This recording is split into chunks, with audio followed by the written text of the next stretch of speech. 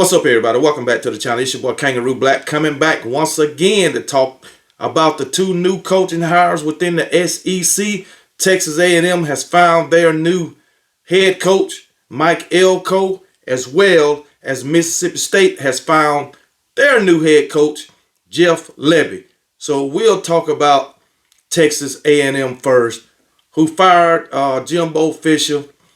I'll say a couple of weeks ago, maybe 3 weeks ago. So they've been on a coaching hire. They've been had an interim head coach so far, or since they fired Jimbo Fisher. Interim head coach was Elijah Robinson. So he's been doing a pretty good job, in my opinion. Look like the Texas A&M players buying into what Elijah Robinson is trying to teach them, but Texas A&M AD and their boosters or whoever decided they want to go in a different direction, and they hired Mike Elko. Mike Elko has been at Duke for the last 2 seasons, and he brought the Duke where he improved that Duke program, because the 3 seasons prior to Mike Elko going to Duke, Duke football was 10-25 in the 3 seasons prior to Mike Elko. And since Mike Elko has been there the past 2 years, they are 16-9. So a big improvement. But Duke will have to find them another head coach. All right. So Mike Elko, he is a former assistant of Jimbo Fisher. Can you imagine getting fired and then the program that fires you hire your former assistant, somebody who used to work under you? But anyway, it is what it is. Mike Elko, he also was a coach or DC at Wake Forest and Notre Dame before coming to Texas A&M with Jimbo Fisher, because he was a part of Jimbo Fisher's initial staff in 2018 at Texas A&M. And while Mike Elko was the defensive coordinator at Texas A&M, they went 34-14. And in the 2 seasons he's been going away from Texas A&M, they're 12-12.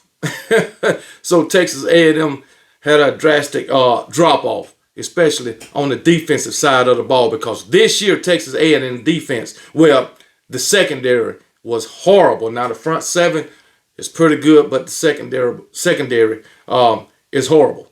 But anyway, in the first season at Duke, Mike Elko went 9-4.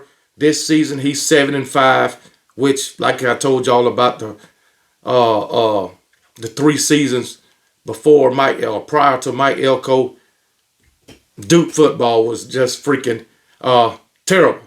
But Texas A&M, they got to find a way, which I think they can do it, because they got the money to keep Elijah Robinson on staff, because I think those players gravitate to him. And another thing, or another issue Texas A&M might run into, is keeping that roster. All right, Evan Stewart against LSU, he didn't even travel with the team. So don't know what's going on with Evan Stewart. Don't know if he's going to jump in the portal or what. But being that they hired Mike Elko, he might want to stay, since, I don't know, man. He might want to stay if he had decided to go in the portal. Maybe he'll change his mind and not go in the portal. But hey, if he do, our Alabama Crimson Tide could use him. And a fellow wide receiver, Raymond Cartrell, he already entered the transfer portal. So Texas A&M roster might have an overhaul. They brought in the #1 recruiting class back in 2021. A lot of those guys will still be there. So, hey, Mike Elko do have a roster to work with. Now, him being a defensive coordinator, some might think, hey, he might not put too much emphasis on the offensive coordinator. But hey, I don't believe that, because at Duke they did get some great offensive play last year. They had quarterback issues this year.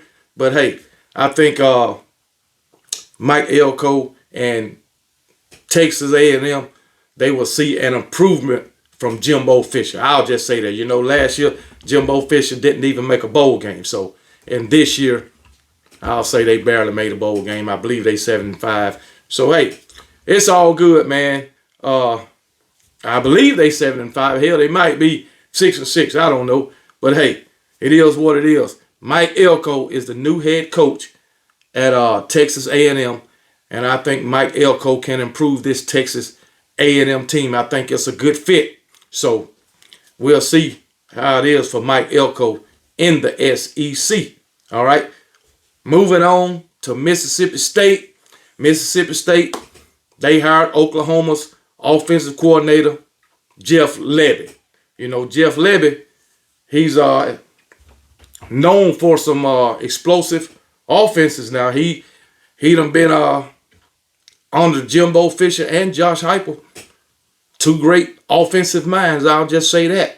All right, so it is what it is. He got a 5-year deal with Mississippi State. You know, Mississippi State, they fired Zach Arnett probably a couple of weeks ago also. So they was in search of another head coach. This will be the 5th head coach for Mississippi State since Dan Mullen left and went to daggone Florida.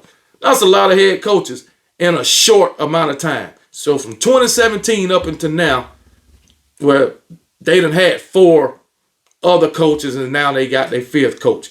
That's a lot of damn coaches in that period of time. But anyway,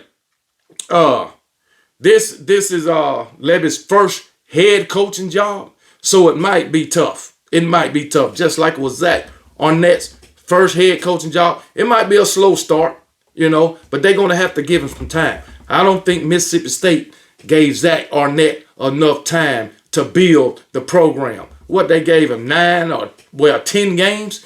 That's it. That's not enough time. They should have gave Zach Arnett time enough, you know, at least to have 1 or 2 recruiting class to see if he could improve the program.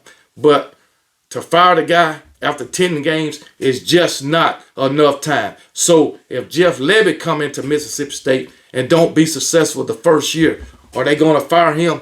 I'll doubt it. You got to give these coaches at least, I'm going to say, at least 3 years.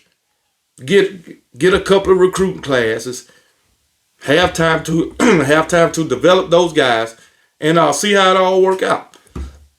Excuse me. But for Zach Arnett, I thought he just got the short end of the stick. So it is what it is. Jeff Lebby, he done been an offensive coordinator at several places. Oklahoma, Ole Miss, UCF.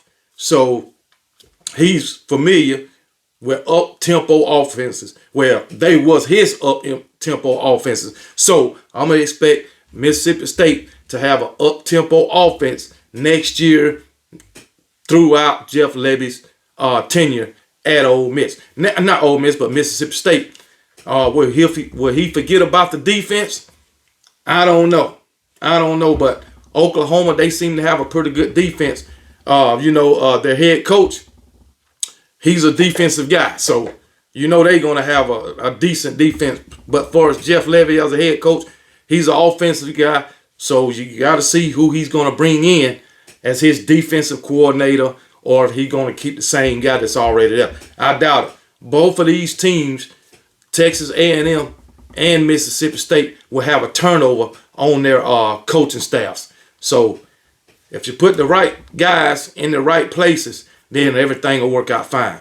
But if you don't have the right guys around you as a head coach, it might be a recipe for disaster. So we'll see what it's all about once it gets started. Now Jeff Lebby, his offenses at Oklahoma done the score. As an offensive coordinator, he done scored over 50 points 14 times.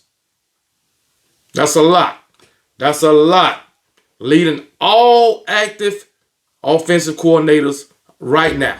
All right, so it is what it is, man. And then in 2023, Oklahoma is top 6 in offensive scoring. So and passing offense. So Jeff Lebby, he's a good offensive coordinator. But like I say, just because you are a good coordinator, that don't make you into a good head coach.